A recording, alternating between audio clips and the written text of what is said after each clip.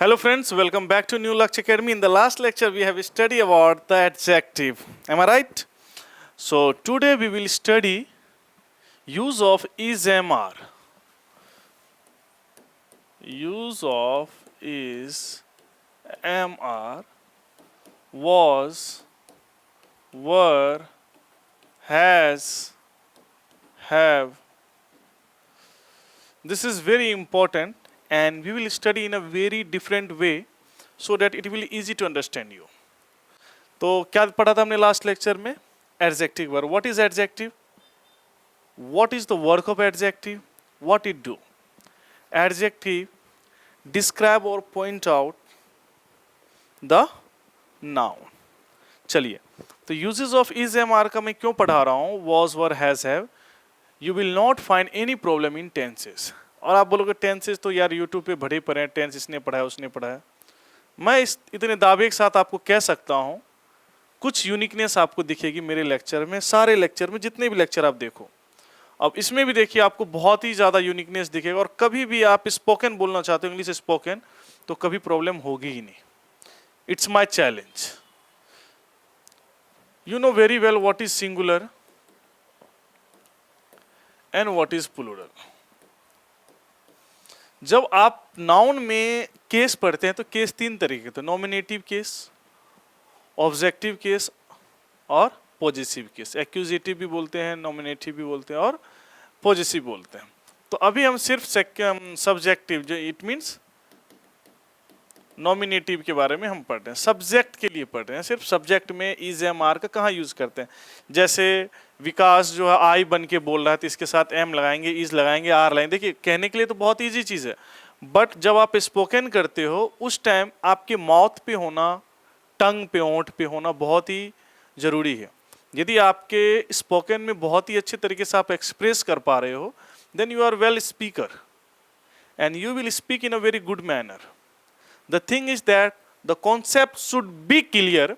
If the concept is clear, you will be a best performer because it will increase your confidence. As it increase your confidence, it will give you the damn sure, it will give you the result. तो हमेशा ये जो छोटी छोटी चीज़ होती है article में, is am are, was, वर, इनमें तो डिस्टरबेंस होती है और इसकी वजह से अरे यार क्या लगेगा, रहा, रही, था, थे, थी. अरे कुछ नहीं याद रखना है.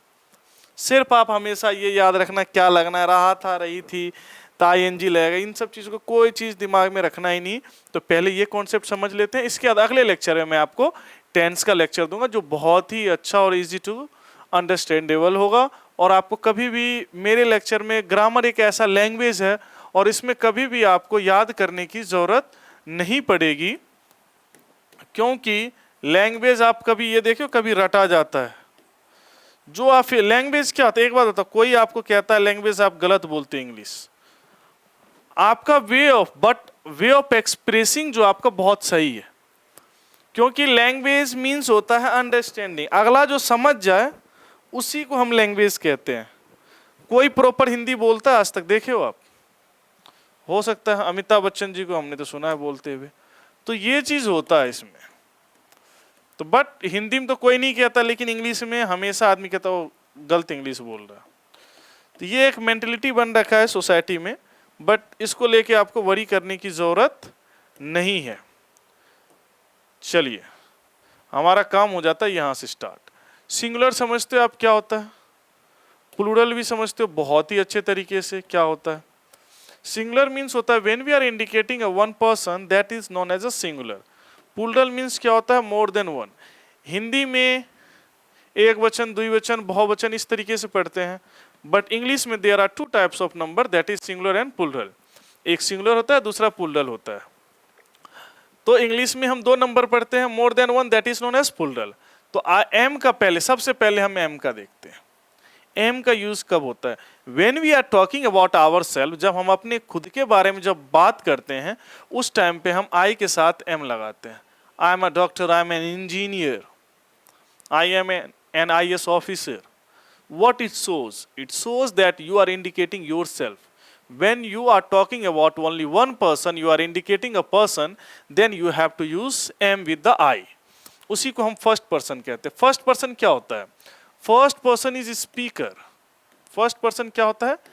Speaker, the person who is speaking, and the person who is listening, he or she is second person. The person you are speaking about to the second person, the person who is listening, he or she is third person. तो second person क्या होता है? listener होता है, और third person क्या होता है? the first person is speaking about, जो first person third person के बारे में second person को बता रहा है, किसके बारे में? third person के बारे में। तो जो अवेलेबल हमेशा कभी रहता नहीं यार, वो अब मैं और आप बात कर रहे हैं, आप मेरे सामने, मैं आपको समझा रहा हूं, वो सीता गई, तो आपको एक एज्यूम करवा रहा हूं, तो सीता थर्ड पर्सन हो गया, आप सेकंड पर्सन हो गया, मैं फर्स्ट पर्सन हो गया।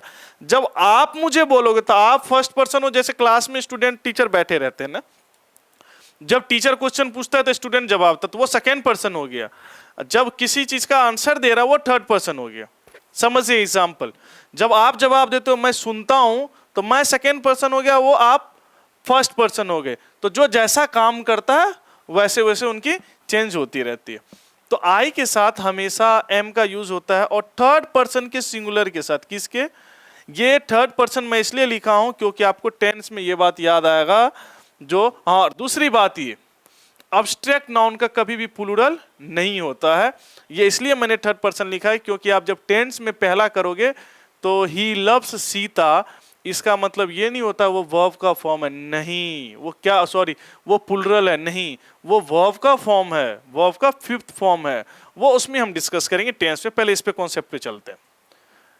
ही सी इट थर्ड पर्सन के साथ इज का यूज होता है। अब देखिए एम और इज का यूज हमारा क्या हो गया? खत्म हो गया, अब कहीं यूज नहीं होता है ना, दैट्स इट। अब बचा आर का यूज। आर का यूज जो होता है, यू, वी, यू, दे, जितने भी प्लूरल हैं सारे के साथ होता है। किस केस में? सब्जेक्ट में। और यू के साथ होता है, क्योंकि ये कंफ्यूजिंग हो जाएगा ना यू का यू, इसलिए इन्हें आर में कंसीडर कर लिया गया, तो इनके साथ आर का यूज हो गया। ठीक है, गॉट माय पॉइंट? ये खत्म हो गया। अब आती है वॉज और वर का। तो देखिए वर जो होता है प्लूरल के लिए हमेशा यूज होता है, तो यहां प्लूरल के लिए वर हो जाएगा। ठीक है, और सिंगुलर के लिए जिसके साथ एम हुआ था उसके साथ वॉज, इज के साथ वॉज, तो वॉज और वर आपका क्लियर हो गया। तो अब जब आप कभी भी स्पोकन करोगे, we are, you are, they are, he is, she is, it का मतलब क्या होता है? इट के बाद एक चीज और ले लीजिए, नाम, नेम। ही सी इट क्या होता है? कोई थिंग्स होता है। और इट का यूज हम प्रोनाउन में बताऊंगा, इट का यूज कहां कहां होता है, किस किस चीज को इंडिकेट करने के लिए होता है। और नेम, तो नेम क्या होता है? किसी पर्सन का नेम हो जाता है, किसी से, उनके साथ हम इज का यूज करते हैं। ही सी लिख दिया तो इसलिए आप समझ जाओ पर्सन के, यदि ही सी के साथ यूज किया तो नेम के साथ भी यूज होगा ही होगा। इज और वॉज यूज होता है। अब बचा हैज और हैव। हैज का यूज जो होता है सिर्फ थर्ड पर्सन के सिंगुलर के साथ होता है। किसके साथ होता है? सिर्फ थर्ड पर्सन के सिंगुलर के साथ हैज का यूज होता है। और जितने रिमाइनिंग है फर्स्ट पर्सन के साथ, जिसके साथ एम हुआ था, इनके साथ भी हैव का यूज होता है, और इनके साथ भी हैव का यूज होता है। ठीक है, तो ये आप बहुत ही अच्छे तरीके से समझ गए हो, और ये टेंस में आपको बहुत ही अच्छा हेल्प करेगा। और जब आप स्पीकिंग करोगे उस टाइम में भी बहुत ही इजी कॉन्सेप्ट है, इजी टू अंडरस्टेबल है। और अब जो हम मिलेंगे, किस चैप्टर को लेके मिलेंगे? टेंस को लेके मिलेंगे। और अभी तो बहुत कुछ छूट रहा है, एडजेक्टिव में भी, कंपैरिजन ऑफ एडजेक्टिव छूट रहा है, और फॉर्मेशन ऑफ एडजेक्टिव कैसे फॉर्म किया जाता है, तो इन सब चीज़ के बारे में भी हम डिस्कस करते रहेंगे। चलिए, ये आपका कॉन्सेप्ट क्लियर हो गया। इसमें यदि आपको कोई प्रॉब्लम होता है तो आप पूछिए। अब हम मूव जो करेंगे अगले लेक्चर में, मेरा मेन फोकस रहेगा आपके लिए टेंस लेके आना। जो मेन इंपॉर्टेंट टॉपिक है जिसमें आपको इजी टू अंडरस्टेबल रहेगा, वो टॉपिक लेके हम आपके सामने आते रहेंगे। और धीरे धीरे कंप्लीट ग्रामर आपको दिख जाएगा न्यू लक्ष्य एकेडमी पे। तो ऐसे ही प्यार देते रहे न्यू लक्ष्य एकेडमी को। न्यू लक्ष्य का मतलब ही होता है न्यू मिशन। तो जब आपको नया मिशन दिखा रहा है तो आपको भी नई मिशन देखना चाहिए, और न्यू लक्ष्य एकेडमी के साथ बने रहिए। आप सभी का बहुत बहुत धन्यवाद। I welcome you all. See you in the next lecture. Have a good day. Thank you so much. Have a good day.